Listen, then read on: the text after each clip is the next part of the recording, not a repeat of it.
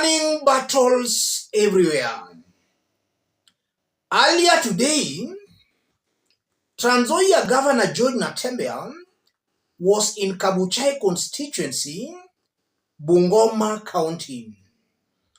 As he was addressing locals, a commotion was heard and then gunshots rented the air.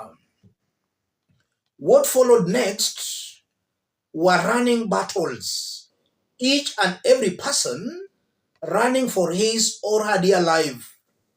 Have a look at this.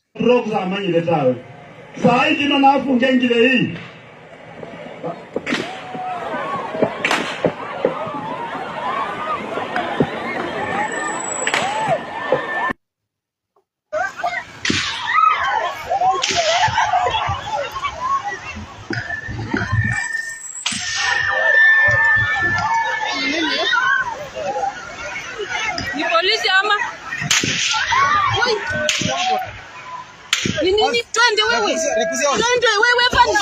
Funga mlango. Twende. Avance. Kama kupla nani ufingina.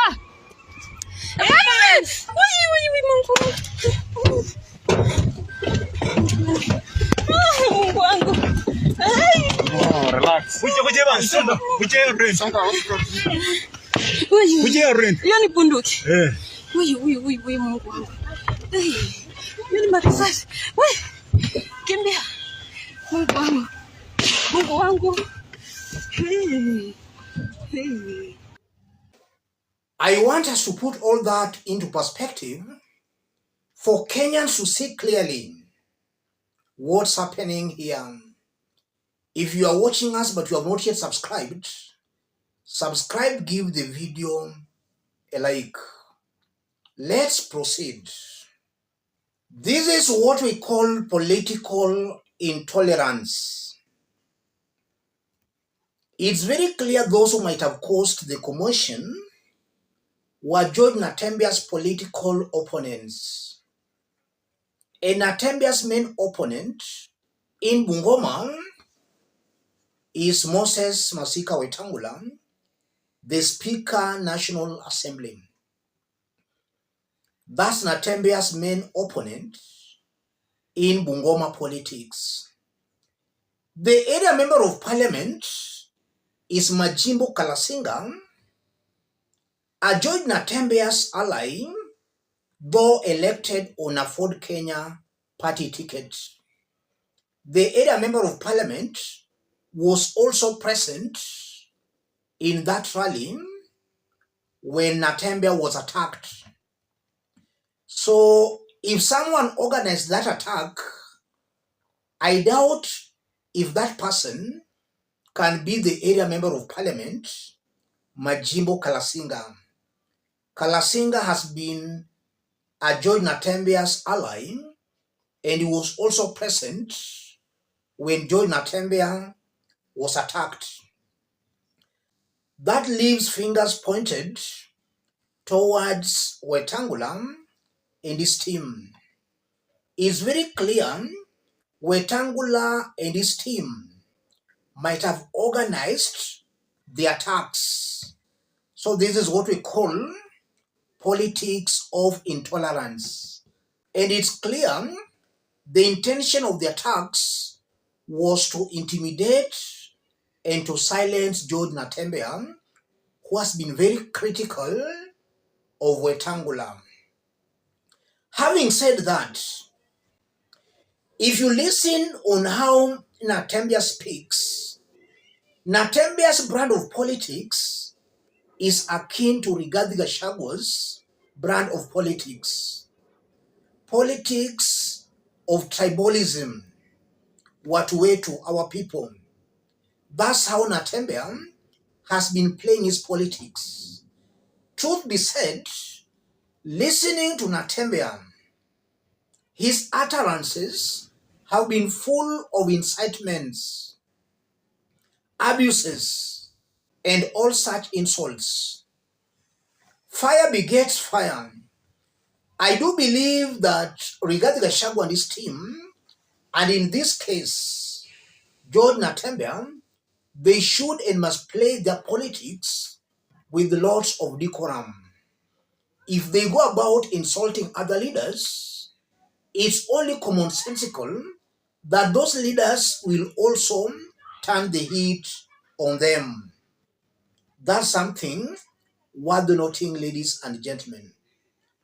If now you look at Western politics, from where I sit, George Natembeya is clearly overrated in Western politics. Western is divided into two.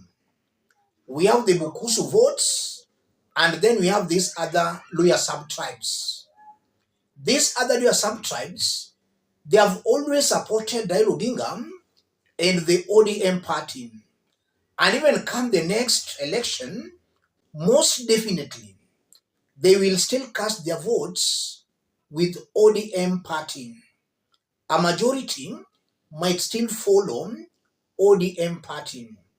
If now you come to the Bukusu vote, George Natembeya is a Bukusu, Wetangula too is a Bukusu. The political war between Natembeya and Wetangula seems to be a Bukusu war. Natembeya and Wetangula are really fighting for the Bukusu votes. Who do you think will succeed in clinching the Bukusu votes? There will be a division in the Bukusu votes. Bukusus in Bungoma might cast their votes with Wetangula, while a good number of Bukusus in Trans Nzoia might decide to cast their votes with George Natembeya. So most definitely, there will be a split in the Bukusu votes. But a majority of the Bukusus will most definitely cast their lots with Wetangula. I'm talking of something like 60 to 40%, though things can change, ladies and gentlemen. And for those who listened to Natembeya speaking yesterday, Natembeya also withdrew from any presidential race in 2027.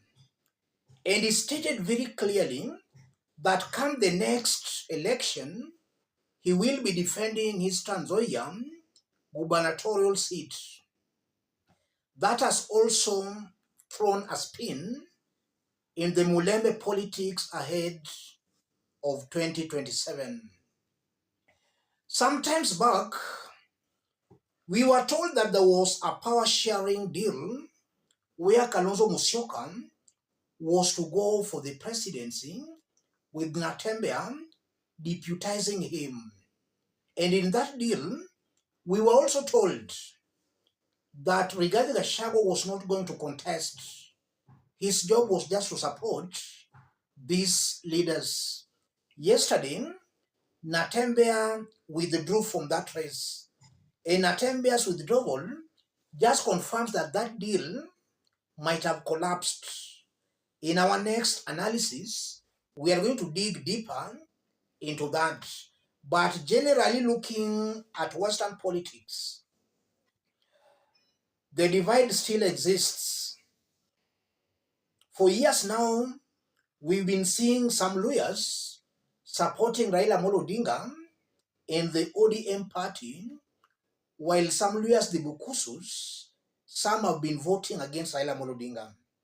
Just like in 2022, where almost all lawyer counties gave Raila Amolo Odinga majority votes, but Bungoma Bukusus rejected Raila Amolo Odinga. They gave William Ruto majority votes. I'm seeing a repeat maybe where these ones who have been voting for Raila Amolo Odinga and ODM party, they might still cast their lots with ODM, where ODM will be. For Bungoma courtesy to maybe Wetangula, if Wetangula will be with William Ruto, he might be in a position to convince a good number of Bungoma residents to cast their votes with him. But again, one day in Kenya's politics, is a very long period of time. So many things can happen. Maybe a leader can emerge, maybe even Natembeya, who can persuade Bukusus in Bungoma to cast their votes even against Wetangula. All these things are possible. For Trans Nzoia, George Natembeya might convince a majority to cast their votes with him. They will follow Natembeya's direction. I'm talking of a majority. And a majority can even be 15 plus 1 vote. Let me stop it there. If you are watching us but you have not yet subscribed, subscribe, give the video a like. Any person watching us outside Kenya, drop a comment, let us know from which part of the globe you are watching us from. If possible, subscribe, give the video a like. Thank you. God bless you. God bless Kenya.